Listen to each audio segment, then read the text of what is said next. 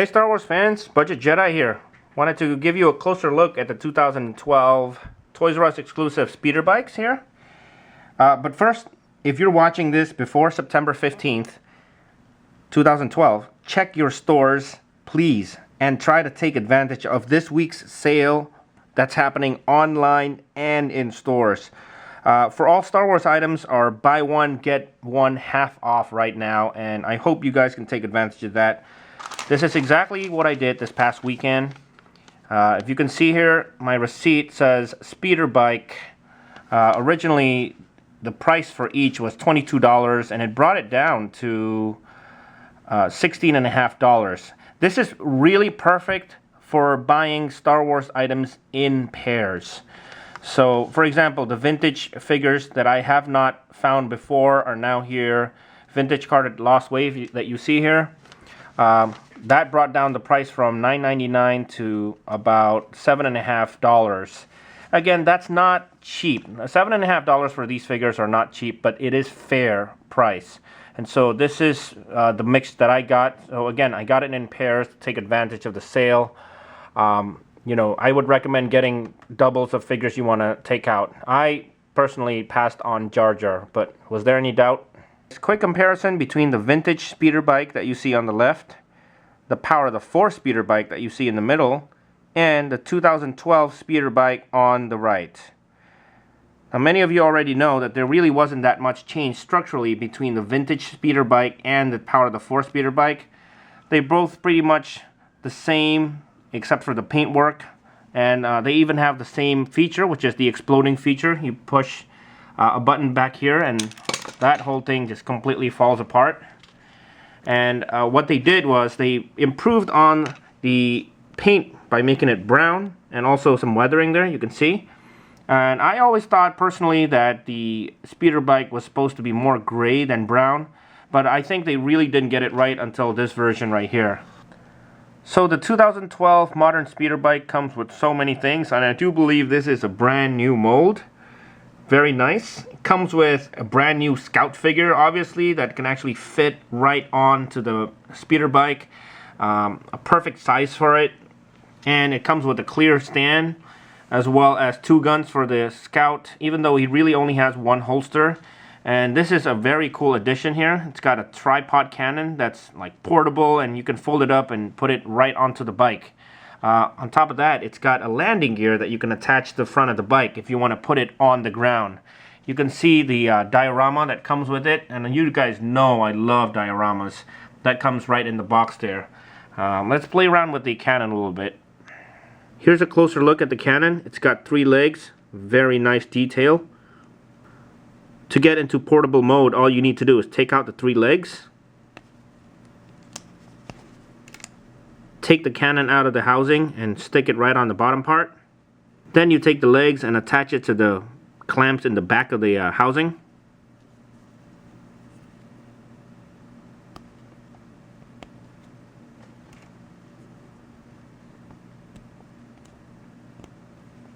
And you end up with this cool looking long thing that you can put right on the bottom.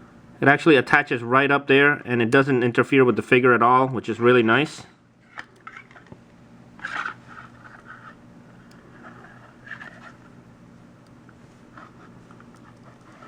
Now, I personally like it that all the parts that come with this battle pack can clamp right onto the speeder bike, so you don't really have all these extra parts lying around that you might lose. Alright guys, now looking at the most important part, which is the speeder bike itself. This is the Power of the Force version compared to the 2012 version. As you can see, the 2012 is much smaller and shorter because it's really in scale with the figures. I think you can put a lot of 3 3/4 inch figures and it will still sit on there correctly. And I think Hasbro really did a good job on fixing these handlebars. As you can see, they used to be vertical, and now it's done actually correctly.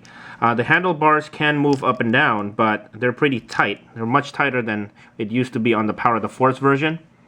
Now obviously the 2012 modern speeder bike does not have an exploding feature, but whereas the Power of the Force version has this spring-loaded action where the step pedals are connected to the speed flaps, these are actually independent, so you can pose them any way you like, which is, I think, pretty cool. And the step pedals are just in a fixed position, which is, I think, very important for just putting figures on there nice and tight. The details of this modern vehicle is really nice. It's got this engine that they put inside. All you need to do is lift this part up, and there's like a turbine engine in there. That's a very cool feature. I don't think it comes out, but anyway, there's a close-up look of it. And here's a look at the rest of the speeder bike. I like those weathering details. On the bottom here, there is a gun that is rotatable. It's got the year 2012 on it, which is awesome. And these little pipes, they're made out of rubber. That is really realistic. I love that. So overall, Hasbro, I think, did a fantastic job with this thing. Okay, here's a closer look of the two figures that I have. On the left here is the Legacy version of the Scout Trooper. On the right is the 2012 modern version. I guess you can argue that the paint job on the Legacy is a little bit better and more detailed, especially here if you look in the back area here. You can see that there's a little bit more detailing in the back. Nonetheless, the Scout Trooper from the 2012 modern figure is superior in terms of actually riding the bike itself. He's got a much wider stance and a ball jointed hips, so he can actually do a split if he wanted to. Now, another difference that's worth mentioning is the fact that the Legacy version has a ball jointed neck and allows him to look up that much and look down that much, but the 2012 version has a double ball jointed neck, so he can look up that much and look down that much. It's a really big difference, especially when you're having him ride the actual speeder. And just in case anybody's wondering, the 2012 modern speeder bike does work with the Legacy Scout Trooper. This is not the Scout Trooper that came with it. He sits, I think, pretty nicely, as long as you put his foot or his feet on the pegs. You know, he looks decent. And the speeder bike also works with the Saga Collection Endor Leia. She doesn't look awkward on there. You kind of have to tiptoe her feet a little bit, but it looks good. And also the speeder bike works with Saga Collection Endor Luke.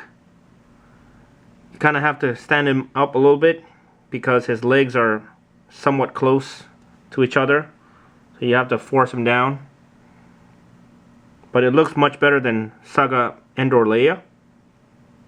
And finally, it works with both Leia and Luke on the same speeder bike. So, just in case anybody out there is wondering, because sometimes I actually do like to relive the movie moments. I know this is not movie accurate, of course, but... So overall, I think for the detail and playability that this figure has, definitely it's worth the money. I think you guys should try to take advantage of the current sale. If you can get it for under $20, it would be much better. But it's definitely one of the best remakes that Hasbro has ever done, I think. I think it's worth the money. And you can play with other versions of the speeder bike, like Power of the Force. It doesn't look that different that you can't really play together with it. So yeah, I think that you guys should wait for other good reviewers to come out and talk about this vehicle, because you'll probably see details that I missed this time. But otherwise, I hope you guys enjoyed this video, and I'll see you guys on the next one.